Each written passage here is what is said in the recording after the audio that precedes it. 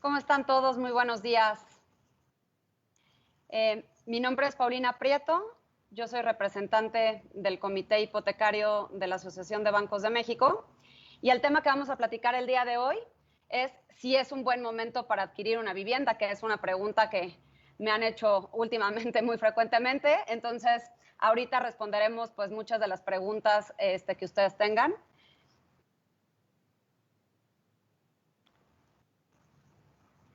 Si quieren, al final de la presentación abrimos un espacio para preguntas y respuestas para ir contestando las preguntas que se vayan generando a lo largo de la presentación. Y déjenme empezar con esta frase que la verdad es que me encantó cuando la escuché por primera vez. Es una frase que dijo la representante Leilani Farah, la representante de la vivienda de la ONU, que dice que la vivienda está en la vanguardia de la batalla contra el coronavirus. Tener una morada nunca ha sido más que hoy una cuestión de vida o muerte. Y es que es así, ¿no? La verdad es que este tema del home office pues nos ha invitado, o más bien nos ha obligado a todos a estar en nuestras casas, trabajando en nuestras casas. Nuestras casas se han vuelto pues nuestra oficina, en los que tenemos hijos, la guardería de nuestros hijos o la escuela de nuestros hijos, en fin, se ha vuelto crítico y creo que hoy más que nunca, pues todos los actores que participamos en que las familias y las personas en México puedan tener una vivienda, debemos de estar alertas y apoyar este sector. Déjenme platicarles un poquito de historia. La última crisis, digamos, que interrumpió el otorgamiento de crédito a la vivienda fue la crisis de 1995, la que se conoció como la crisis del tequila. Y 5 años después, la banca regresa a otorgar créditos hipotecarios en el año 2000. ¿Qué ha pasado después de 20 años? Y esa es un poquito la historia para que veamos por qué pues hoy, o contestemos algunas de las preguntas de si el por qué hoy, si es o no un buen momento para adquirir una vivienda. Esta es la evolución de la cartera hipotecaria y su morosidad. Y ahí marco 3 crecimientos compuestos, simplemente porque quiero marcar en el tiempo y hacer alguna referencia de la resiliencia de los portafolios hipotecarios. Miren, después del año 95, la siguiente crisis que vivimos fue la del año 2008-2009, la crisis que fue precisamente una crisis hipotecaria que surgió primeramente en Estados Unidos y evidentemente impactó la economía global. Digamos, del 2007 para el 2009 tuvimos un crecimiento del 6.5 en el portafolio hipotecario. Luego la siguiente crisis, digamos que no fue tan sonada porque en realidad impactó más al sector de la vivienda que a otros, fue la crisis del 2013. En el 2013, ¿qué sucedió? Pues la quiebra de las SOFOLES y de algunas vivienderas, ¿no? Y a partir de ahí las SOFOLES pues dejan de otorgar créditos hipotecarios. A partir del 2008, que fue la crisis financiera provocada por Estados Unidos, al 2013, aún así, el portafolio hipotecario siguió creciendo a ritmos del 7%. Y luego, del 2013, que fue esa crisis, a la fecha, el portafolio ha tenido un crecimiento del 6.5%. Lo que nos muestra esto es que la consistencia del portafolio hipotecario en los últimos 20 años, les podría decir, aquí nada más marcamos 13, pero en los últimos 20 años ha sido consistencia, ha sido muy consistente. El portafolio, la cartera hipotecaria ya vale más de 2.7 mil millones de pesos, ¿no? Prácticamente se divide entre el Infonavit, donde sigue teniendo el portafolio más relevante, después continúa la banca comercial, posteriormente el Fobiste y Sociedad Hipotecaria Federal, lo marcamos ahí, que tiene prácticamente el portafolio justamente de las SOFOMES. Y lo que es relevante destacar aquí no solo es los crecimientos sostenidos que ha tenido y la resiliencia del portafolio hipotecario, sino los índices de morosidad que hemos enfrentado durante estos periodos. Y ahí otra vez marcando la crisis, efectivamente sí hubo un incremento, digamos, del 2007 al 2009, más o menos de 1.2%, de 4.7 subió a 5.9. A partir de ahí se mantuvo, perdón, bastante estable hasta el 2013, ¿no? Que más o menos incrementó a 6.3 y luego, posteriormente, el portafolio, perdón, les estoy leyendo el del Infonavit, y de ahí el portafolio pues, se mantuvo prácticamente estable y luego unas reglas contables hacen también que se eleve la cartera del Infonavit. Luego, pasando a la morosidad de la banca también se ha mostrado con una morosidad muy consistente, pasando del 3.1 al 4.6, al 2009, que también tuvo un incremento únicamente de 50 puntos básicos. A partir de ahí, prácticamente se ha mantenido muy estable hasta el año 2020. Y la del Fobiste, pues inclusive ha sido una morosidad que ha venido un poco hacia la baja, ¿no? Ahí tiene una tendencia un poco distinta a la que muestra la de la banca comercial y la del Infonavit. Entonces, lo que nos muestra esto es que, digamos, el portafolio es resiliente y la originación y los portafolios son de muy buena calidad, lo que nos permite a todos los actores poder seguir ofertando créditos hacia adelante.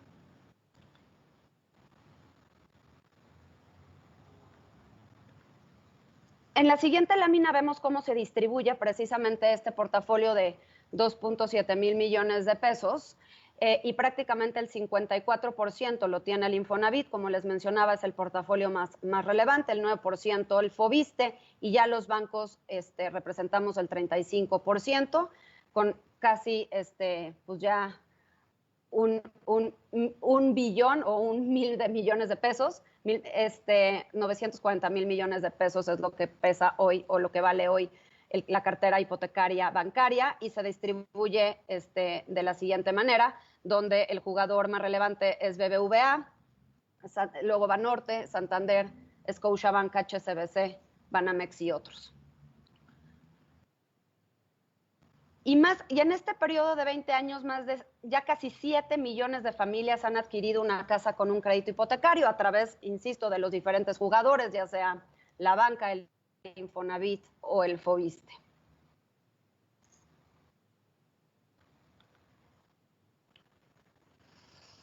Y así como se compone la originación hipotecaria, y aquí es donde vamos a empezar a ver qué es lo que ha pasado, cómo ha pegado esta pandemia en la originación hipotecaria. Estas son cifras de mayo exclusivamente, ahorita vamos a ver la originación acumulada del 2020, pero estas son cifras exclusivamente del mes de mayo del 2020. Y efectivamente, si vemos y comparamos el mayo del 2019 contra el mayo del 2020, en total todos los jugadores nos hemos caído 30%, casi 31%.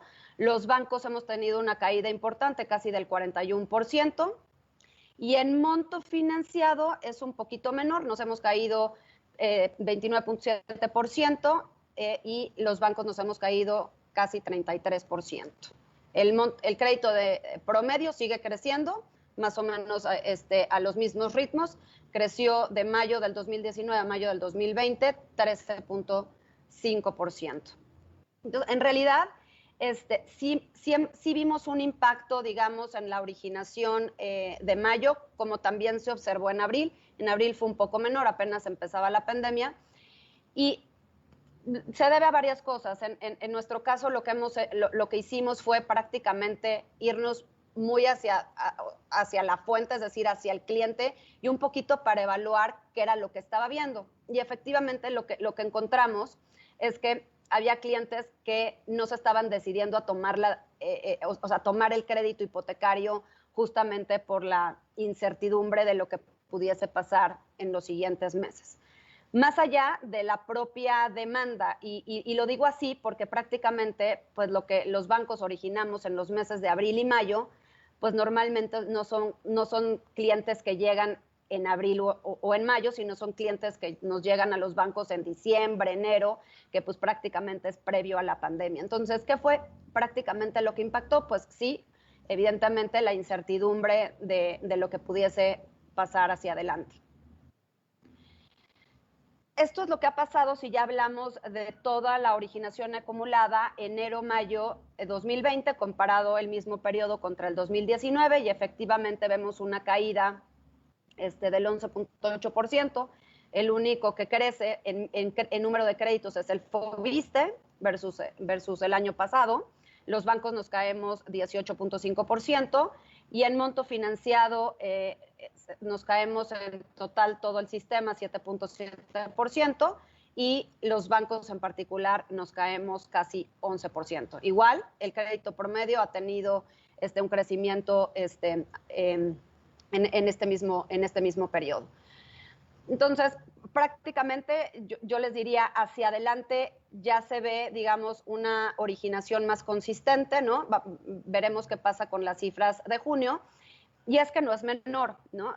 No es menor lo que ha pasado con la pandemia y evidentemente pues el cliente y la incertidumbre del cliente pues tiene fundamentos, ¿no? Ya después de que hemos visto las cifras reportadas del IMSS con más de 1 millón de pérdida de empleo y pues una caída en el Producto Interno Bruto de casi el 20% en el último trimestre. Entonces, efectivamente, pues son factores que hay que considerar. Sin embargo, como les mencionaba yo al principio, la vivienda se vuelve sumamente relevante justamente para el crecimiento de la economía y para poder mitigar el impacto, porque pues prácticamente representa esta industria aproximadamente el 13%, del Producto Interno Bruto.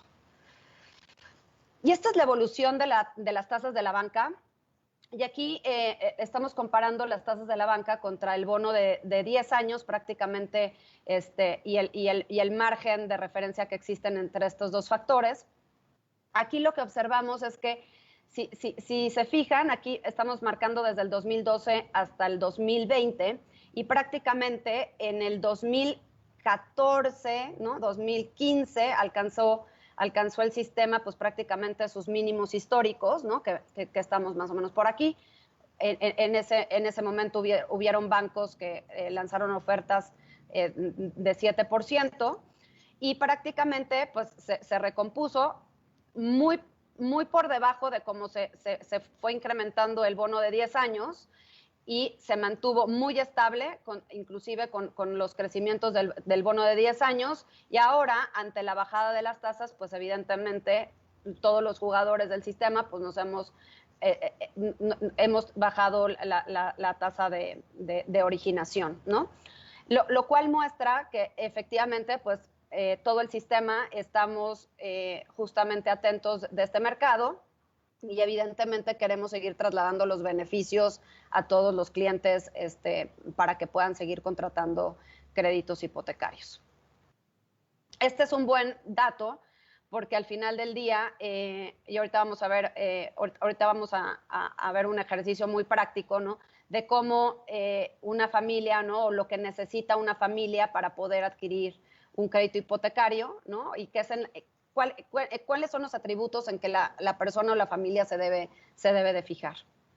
La tasa sin duda es un factor relevante, pero yo diría que efectivamente no lo es todo. Y esta es la evolución de las condiciones para hipotecas desde el año 2000, cuando regresamos a otorgar los bancos a dar créditos hipotecarios, hasta el 2020. Las tasas en el 2000, recordemos que eran variables, arriba del 20%, comisiones arriba del 6%, plazos hasta 15 años, solo había para el producto de adquisición, el pago por 1,000 era de 22 pesos, el porcentaje de financiamiento apenas se financiaba el 65%, no contábamos con seguro de desempleo y tampoco había deducibilidad de interés.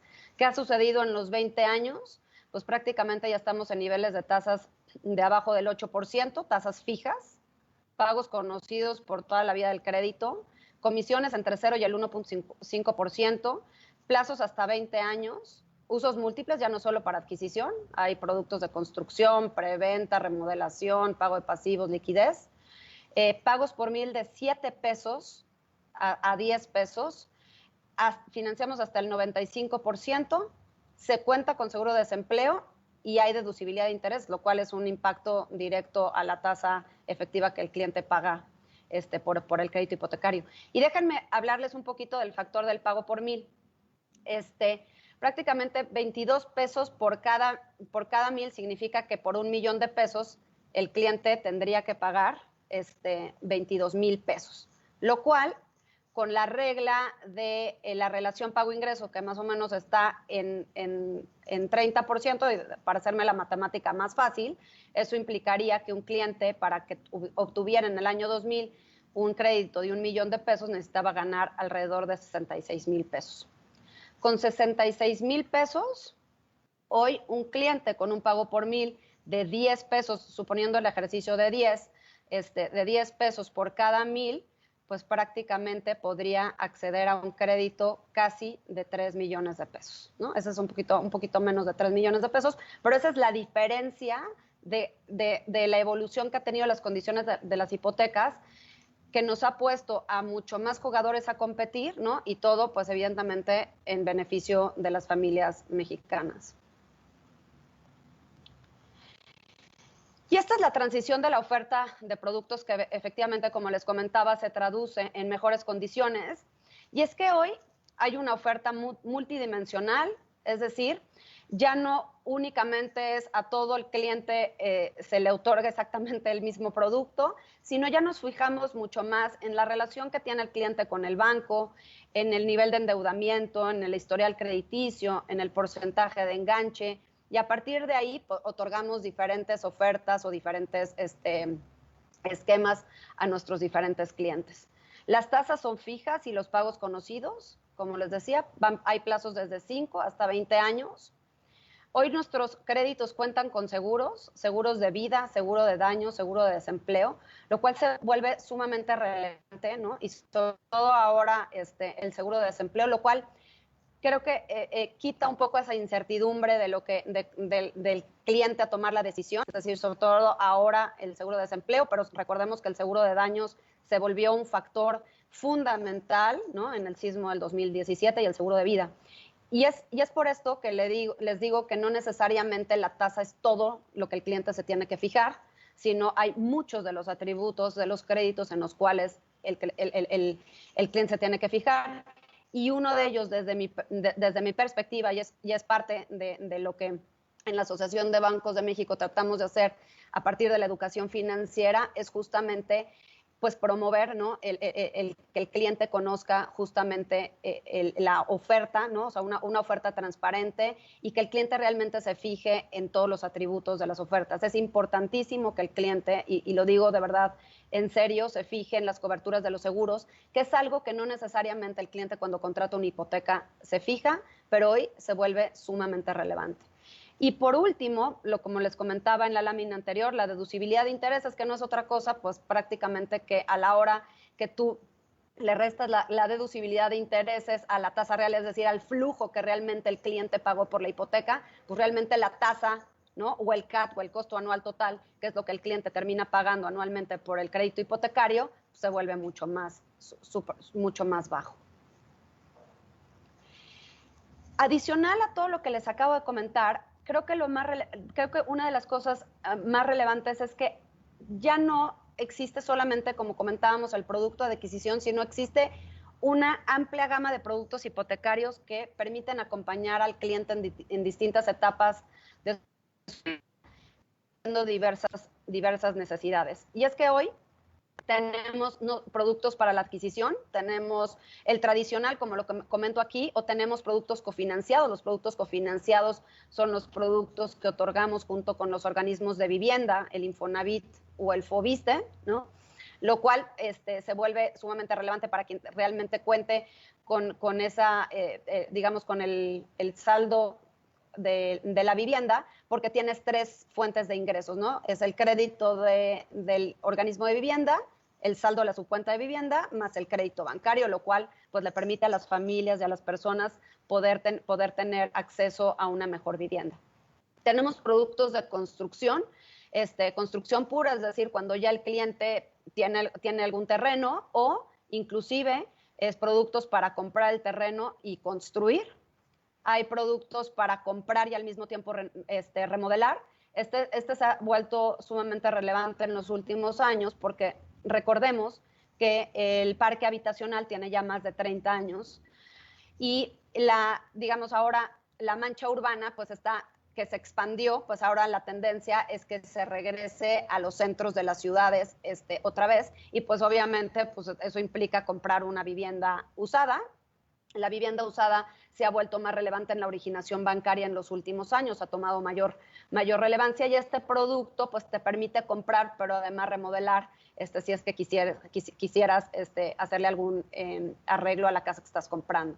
Los productos de preventa también que le permiten al cliente comprar cuando hay un proyecto, apenas cuando está el proyecto, y eso evidentemente pues permite a los clientes tener una plusvalía sobre el inmueble que están comprando. Hoy compran a un precio menor y ya con la facilidad de tener un crédito hipotecario. Luego tenemos créditos también únicamente para renovar, ampliar y mejorar, no necesariamente comprando, sino únicamente puedes tener un crédito hipotecario para remodelar. Esto a mí me gusta recordarlo mucho porque normalmente el cliente no tiene, a veces desconoce que existen estos productos y que puede hipotecar su casa para remodelarla. Y inclusive para remodelaciones menores, es decir, cambios de cocina o de baños o de pisos, pintar paredes, etcétera. Y muchas veces el cliente lo que hace es que toma algún crédito personal o un quirografario con la propia tarjeta de crédito para hacer este tipo de gastos, y la verdad es que es mucho más conveniente porque la tasa de un crédito hipotecario para hacer la renovación del hogar pues evidentemente es mucho mejor que la de un crédito quirografario. Luego está el producto de pago de pasivos, que recordemos que este producto tomó muchísima relevancia en el año 2013-2014, cuando las tasas llegaron a sus mínimos históricos. Seguramente veremos una tendencia en los próximos meses, ¿no? del producto de pago de pasivos, y esto no es otra cosa más que los bancos ofrecemos mejorar las condiciones de los créditos hipotecarios para que el cliente pues tenga un mayor beneficio.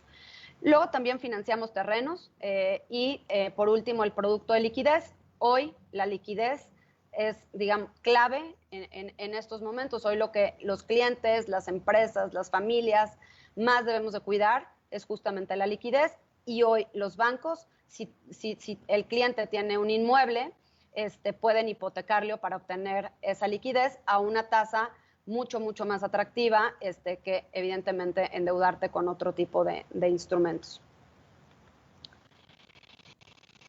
Y déjenme platicarles, porque creo que se vuelve muy relevante hablar no solamente de las condiciones, como ya hemos hablado, de que otorgamos los bancos y cómo están las tasas y los diferentes productos y beneficios que tenemos, sino déjenme platicarles un poquito sobre los precios de la vivienda. Y es que en el banco hicimos un estudio de cómo se estaban comportando los precios de la vivienda.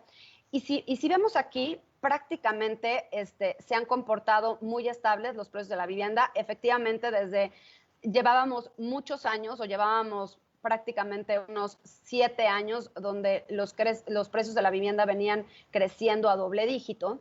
Sin embargo, como se ve en la gráfica, sobre todo en este percentil, ¿no? En este percentil prácticamente se ve una disminución, ¿no? Una pequeña disminución.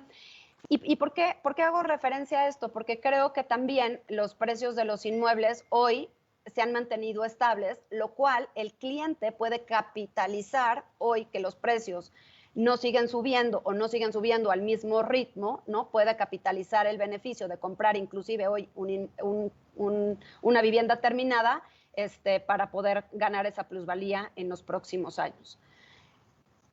¿Qué vimos prácticamente, para ser más precisa? Prácticamente lo que vimos es dónde estaba la desaceleración más profunda.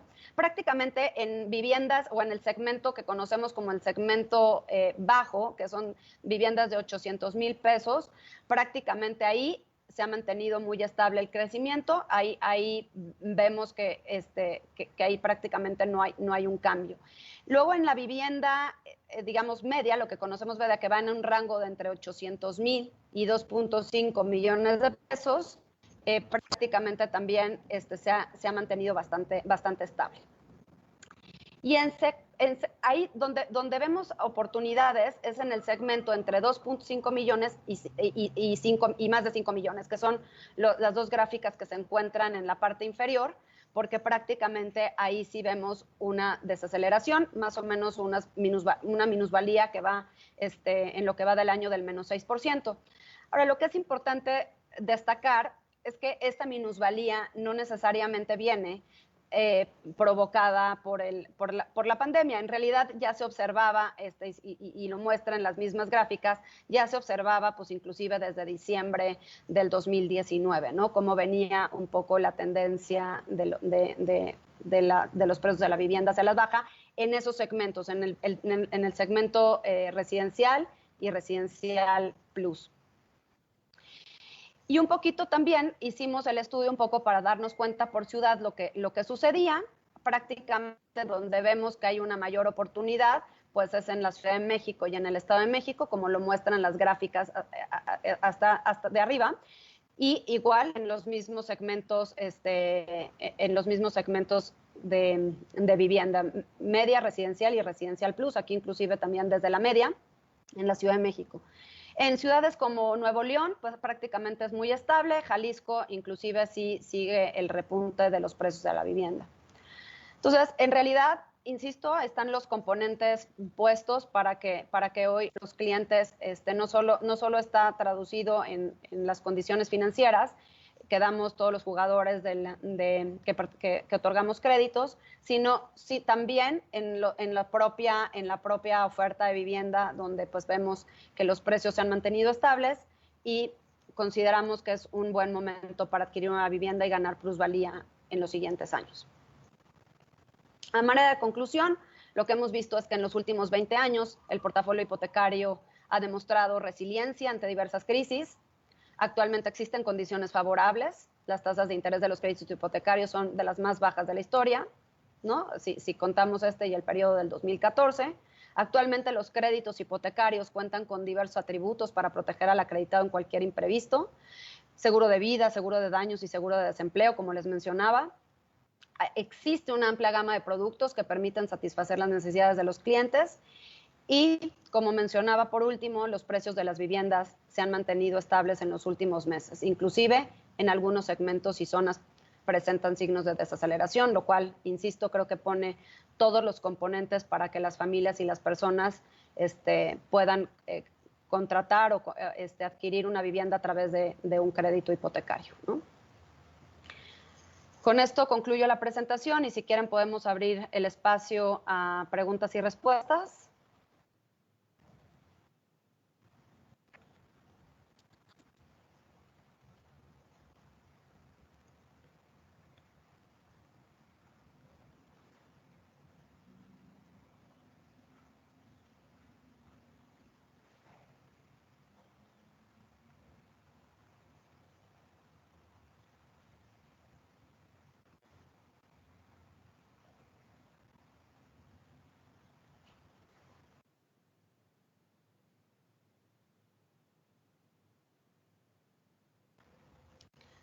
Aquí llegó una que dice, ¿qué aspectos debo considerar para tomar un crédito hipotecario? Miren, yo les diría varios factores. O sea, evidentemente lo que más publicitamos los bancos es la tasa, pero yo les diría, yo creo que es muy relevante primero fijarse, hay dos tipos de costos, son los costos de la originación y los costos digamos, durante la vida del crédito. Entonces, en los costos de originación se cataloga, por ejemplo, las comisiones por apertura, se catalogan, por ejemplo, el avalúo y los gastos notariales.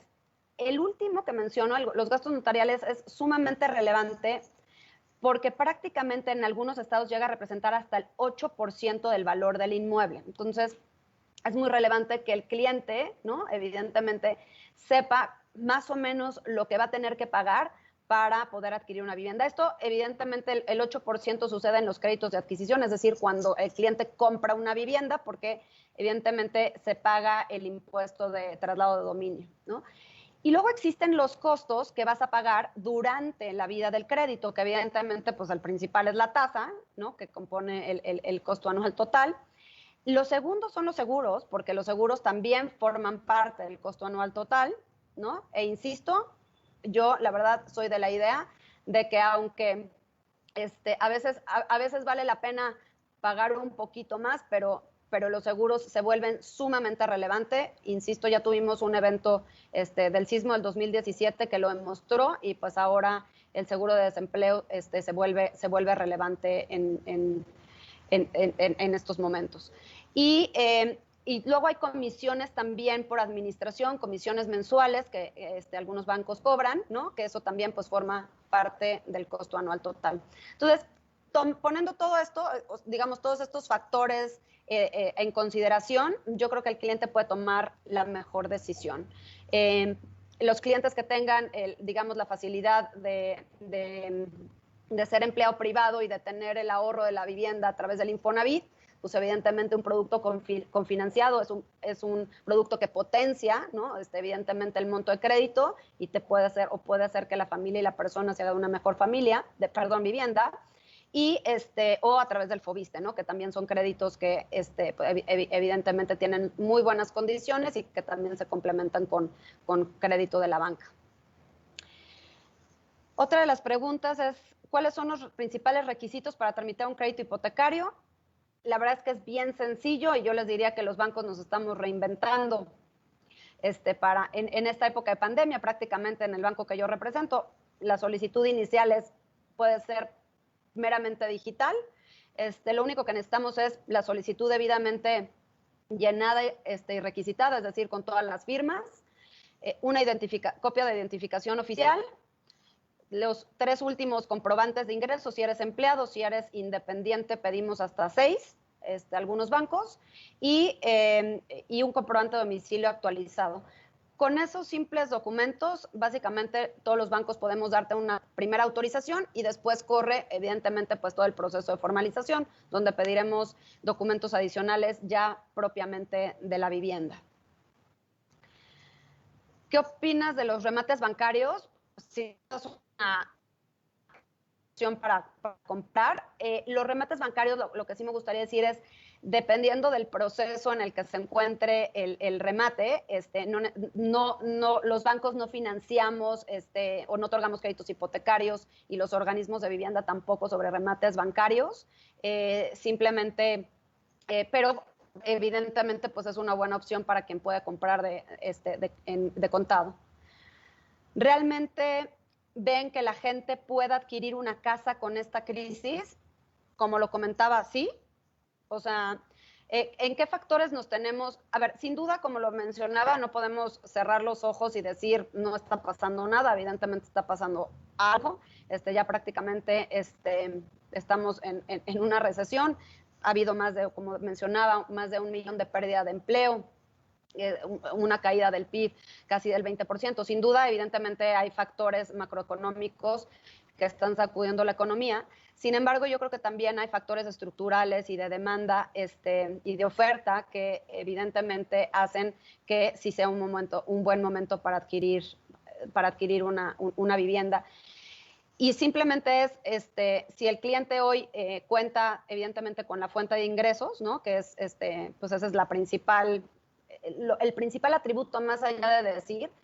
Yo creo que lo que debemos de mirar hacia adelante es, insisto, las condiciones que no existían, y por eso me gusta hacer el comparativo con hace 20 años. Hoy las condiciones son otras. Hoy las tasas son fijas, los pagos son conocidos por toda la vida del crédito, tienen una cantidad tienen pues, todos los seguros para cubrir en caso de eventualidades, ¿no?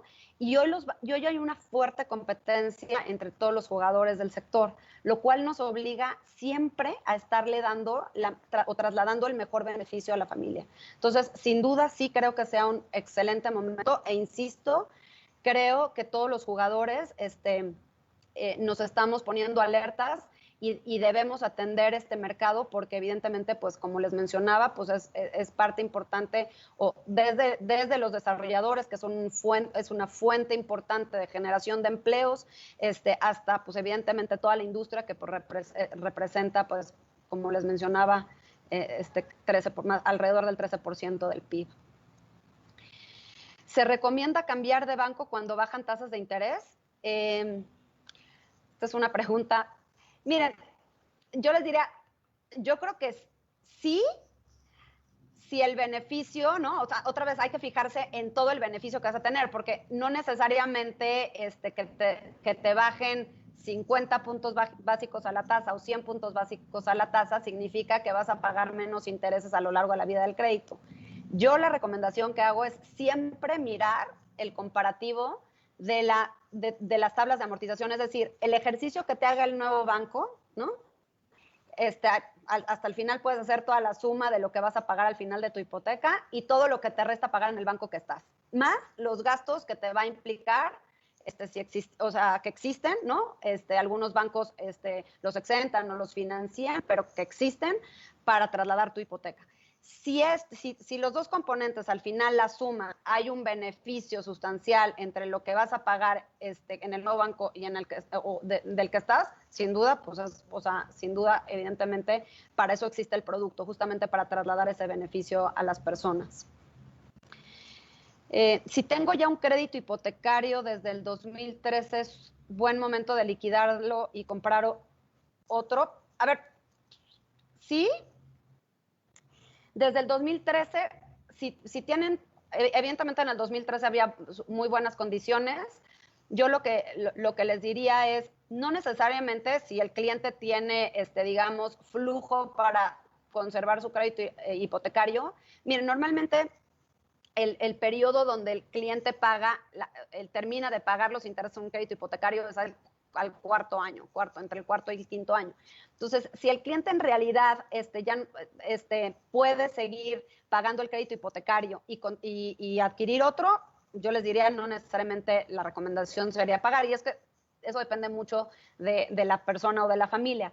Ahora, sin duda, para eso está hecho el crédito hipotecario y, por ejemplo, por eso el Infonavit abrió el producto de segundo crédito, porque sin duda es un valor agregado que el cliente se pueda ir haciendo conforme pues va creciendo su familia y su carrera profesional, pues se pueda ir haciendo de una mejor vivienda. Entonces, sin duda, claro que es buen momento y siempre va a ser buen momento para liquidarlo y comprarte una vivienda de mayor valor. ¿Habrá algún impacto en los precios a la baja en el corto plazo? Como les dije, ya lo vimos, sobre todo en los segmentos arriba de 2.5 a 5 o sea, arriba de 2.5 millones, que es la vivienda residencial plus, sí ha mostrado unas pequeñas minusvalías, sobre todo en ciudades como Ciudad de México, Nuevo León, en Jalisco no se ve, en el estado de Jalisco, en el estado de Nuevo León no se ve, pero en el Estado de México y en Ciudad de México se ven pequeñas minusvalías. Insisto que por eso yo creo que también pues es un buen momento para adquirir una vivienda. En el sector privado existe algún seguro por impago, es decir, cuando una persona pierde su fuente de ingresos. Sí, está el seguro de desempleo. Está el seguro de desempleo, que lo mencioné, lo tienen todos los créditos hipotecarios que ofrece la banca. Luego, a mí también me gusta hablar del seguro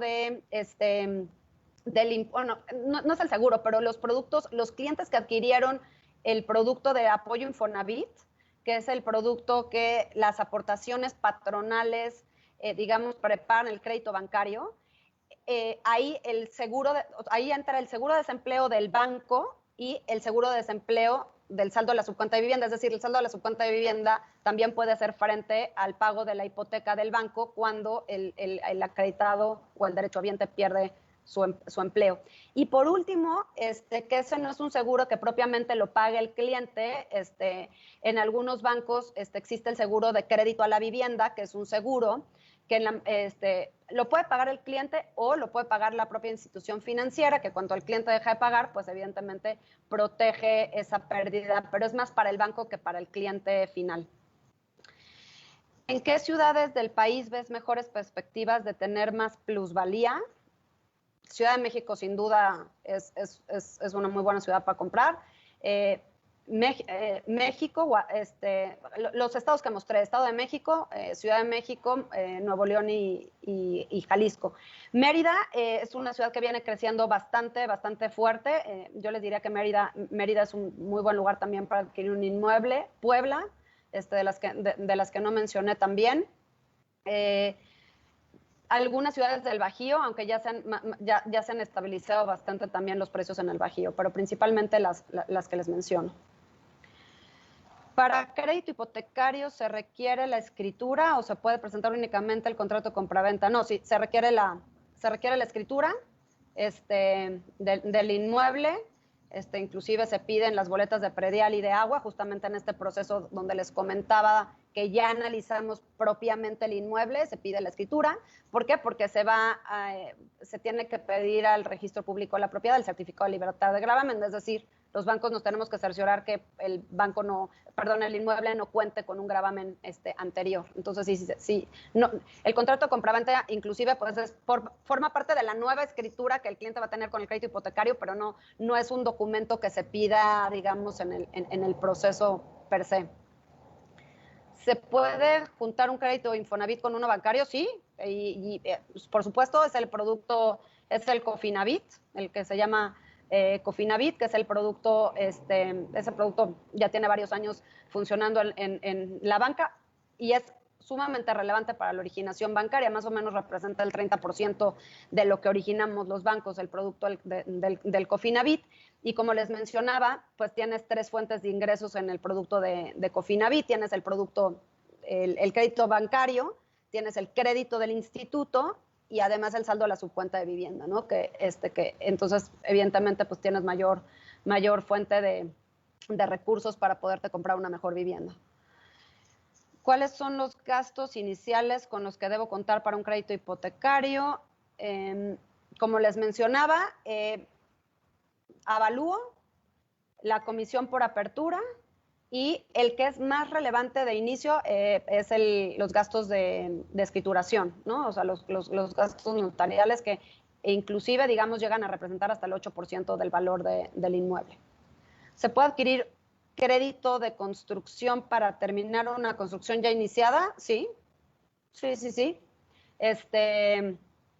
Claro que sí, o sea, si ya existe el proyecto y el cliente quiere terminarlo y se quedó sin flujo, sí, se presenta el proyecto de obra y se puede concluir con un crédito hipotecario. ¿Adelantar pagos es benéfico para mi crédito? Sí, sin duda, y mi recomendación es que lo hagan durante los primeros años, porque es donde realmente estás pagando la mayor proporción de interés. Digamos, durante los 4 primeros años es donde más beneficio tienes al realizar prepagos. ¿Se puede comprar entre 2 personas aunque no estén casadas? En los bancos, digamos, no necesariamente tienen que estar casados, ¿no? Pero por ejemplo, pueden vivir en unión libre 2 personas, ¿sí? O también pueden juntar ingresos familiares en línea directa, es decir, padre e hijo, etcétera, etcétera, ¿no? Entonces, hay 2 figuras, prácticamente, uno puede ser acreditado y coacreditado para juntar 2 fuentes de ingresos, y la otra figura puede ser como obligado solidario. Hay obligados solidarios que consolidan ingresos, que juntan ingresos, o solo el obligado solidario que únicamente comparece ante la firma y es simplemente, digamos, como un aval del acreditado. Pero sí se puede, aunque no estén casados, es decir, en línea directa o que, o que no estén oficialmente casados, otorgamos los bancos. Inclusive, el Infonavit y en conjunto con la banca están desarrollando, bueno, ya inclusive lo lanzaron, el producto para personas que puedan juntar ingresos, ¿no? Y ahí también la banca queremos participar. ¿Se puede ocupar solo tu saldo de la subcuenta y el restante con el banco? Esto para los que quieran ocupar, no. Sí es necesario que para ocupar el saldo de la subcuenta de vivienda, sí es necesario que el Infonavit otorgue esa porción del crédito. En realidad, antes existía la posibilidad de que el derechohabiente únicamente ocupara el saldo de la subcuenta más el crédito bancario. Hoy no, hoy es el saldo de la subcuenta de vivienda más el crédito del Infonavit más el del banco. ¿El crédito de liquidez es conveniente por precio para usarlo en cualquier fin? Sí. Sin duda en realidad más o menos para que se den una idea, están, sí, las tasas sí son un poco más altas que los créditos de adquisición, más o menos están alrededor del 12, en 15%, dependiendo la institución y el plazo. Y evidentemente sí es conveniente el crédito liquidez versus un crédito quirografario. Ahora bien, también es importante para el fin del recurso, ¿no? O sea, realmente el crédito liquidez está hecho mucho para consolidación de deuda, es decir, cuando tienes deudas de corto plazo en tarjetas de crédito o préstamos personales que te implican mucho flujo de liquidez mensual y que evidentemente, insisto, la regla del juego ahora se vuelve liquidez, pues prácticamente eso es lo que, para eso lo puedes usar, ¿no? Es decir, y el flujo, como mandas a un plazo mayor y evidentemente con una tasa más baja, pues evidentemente el flujo, la exigibilidad mensual, pues se vuelve mucho menor. Pero bueno, también hay que ser cautos también en que ocupamos el dinero del crédito a liquidez. ¿Puede explicar más los remates bancarios? Porque primero piden el dinero y meses después entregan, déjenme, no la veo bien, pero y meses después entregan el inmueble. ¿Esto es seguro? Miren, no conozco mucho el proceso, digamos, de los remates bancarios y cuando sucede eso, que primero les piden el dinero y después les entregan el inmueble, es porque está en el proceso judicial. Y ahí mi recomendación es que pues prácticamente sí se fijen muy bien en qué remate están bancando y a quién le están comprando el inmueble, que muchas veces pues ya ni siquiera es el propio banco, ya los bancos venden esos portafolios. Pero insisto, mi recomendación es que vayan a comprar un remate bancario, pues prácticamente ya el proceso legal se haya concluido. ¿Bajarán más las tasas de interés? A ver, se prevé que todavía haya bajadas, todavía haya una bajada al menos de entre 25 y 50 puntos básicos hacia, más pegado en mi parecer hacia 50 puntos básicos de la tasa de referencia del Banco de México.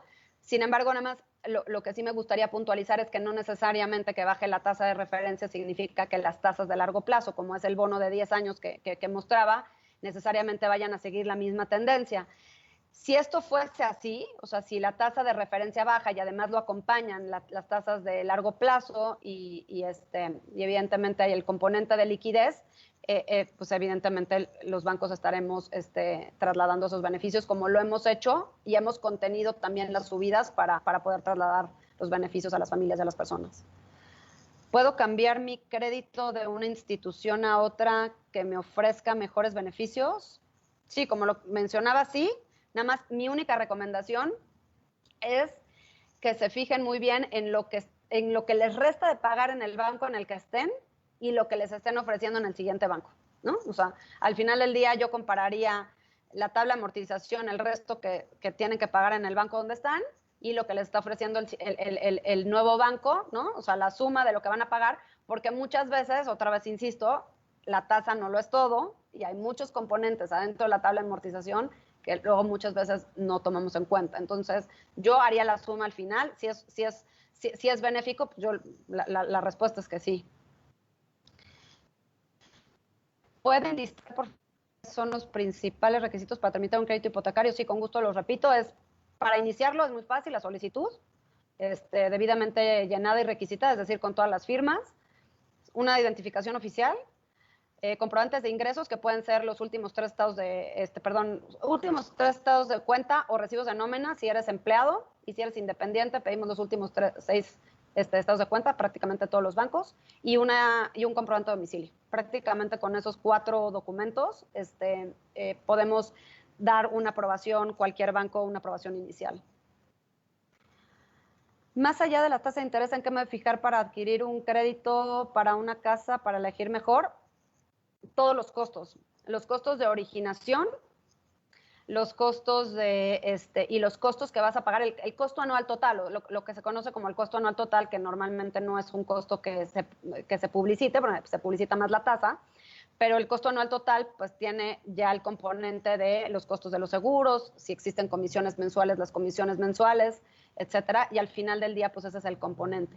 El segundo componente, esos como atributos. Ahora, algo que no he mencionado, pero que para mí se vuelve sumamente relevante, es que yo creo que sí tiene que ver mucho la institución donde uno contrata el crédito y el servicio, ¿no? Al final del día, hoy lo que queremos ofrecer es un mejor servicio a nuestros clientes, ¿no? Entonces, se vuelve importante porque la relación con la institución financiera, pues es por muchos años, ¿no? Es, digamos, yo creo que el producto que más ancla a un cliente a una institución financiera. Entonces, yo sería otro componente que tomaría en cuenta. Más, para crédito de compra de terreno más construcción, obviamente no hay escritura todavía, de bote pronto. Está la escritura del terreno, evidentemente sí existe la escritura del terreno, y luego existe el proyecto y evidentemente sobre el proyecto de obra todavía pues no está concluido y después, pero sí hay una licencia de construcción, es decir, se piden todos los documentos para formalizar la construcción, que principalmente es la licencia de construcción y el proyecto de obra. Y evidentemente pues la escritura del terreno, que ahorita pues es simplemente terreno, ¿no? Según yo, no, aquí hay otra, llegó otra. Desde tu punto de vista, ¿qué me recomiendas para elegir el banco para tramitar un crédito hipotecario? ¿Y por qué? Híjole, la verdad es que está mal que yo responda esto, pero yo les voy a recomendar que escojan Scotiabank porque es la institución que represento. Pero la verdad es, a ver, yo me fijaría en todo. Primero, insisto, creo que sí es bien importante que nos fijemos en la institución donde contratamos porque es una relación que vamos a adquirir con la institución durante muchos años. Y por eso, al menos en la institución que yo represento, pues evidentemente por lo que estamos ofreciendo es servicio y asesoría al cliente, ¿no? Ahora, pues evidentemente los atributos de los créditos son importantes y yo tomaría en cuenta, insisto, pues toda una mezcla de todos esos factores, ¿no? O sea, para mí, insisto, la tasa de interés deja de ser relevante cuando tomo la decisión, o cuando recomiendo que un cliente tome la decisión. El CAT incluye absolutamente todos los costos del producto, es decir, comparando CAT sería equivalente a revisar las tablas. Sí incluye todo. La respuesta es sí incluye todos los costos. No es necesariamente equivalente a comparar la tabla de amortización, porque recuerden que hay productos que son de pago creciente, o sea, los pagos son conocidos por toda la vida del crédito, pero el pago es creciente, es decir, cada año incrementa algún porcentaje. Hay productos que dan descuentos sobre la tasa de interés, entonces amortizan más rápido a los clientes que pagan puntual. Es decir, hay diferentes atributos de los esquemas de financiamiento que no necesariamente, digamos, se traduce en que el CAT pueda ser comparable con la tabla de amortización, pero sí incluye todos los costos del crédito, ¿no? Yo me fijaría en ambas, en el CAT y en las tablas, haría un comparativo de las tablas de amortización. ¿Cuál es el plazo recomendado para tomar un crédito hipotecario? 5, 10, 20 años. La verdad es que el plazo tiene que ver más con la liquidez del cliente per se, o sea, más que haya un plazo recomendado, por eso tenemos plazos desde 5 años. Evidentemente el plazo de 20 pues te exige menos flujo mensual, ¿no? Aunque tengas el dinero, pues te exige menos flujo mensual y puedes ir prepagando el crédito, pero evidentemente pues a menor plazo también menor costo, ¿no? Eso es una realidad. Pero lo que te permite los plazos amplios, y por eso insisto que es un extraordinario momento en contratar un crédito hipotecario, es que pues como los plazos son largos y las tasas fijas, o sea, hasta 20 años, pues la exigibilidad mensual es menor, o sea, es bastante accesible para el cliente. Creo que ya no hay más preguntas. Entiendo que ya no hay más preguntas. Si es así, les agradezco mucho su participación. La verdad es que estuvo muy, muy nutridas las preguntas. Me despido. Les recuerdo mi nombre. Soy Paulina Prieto. Soy miembro del Comité Hipotecario de la Asociación de Bancos de México y directora corporativa de Crédito Hipotecario y Financiamiento Automotriz en Scotiabank. Que tengan muy, muy buen día.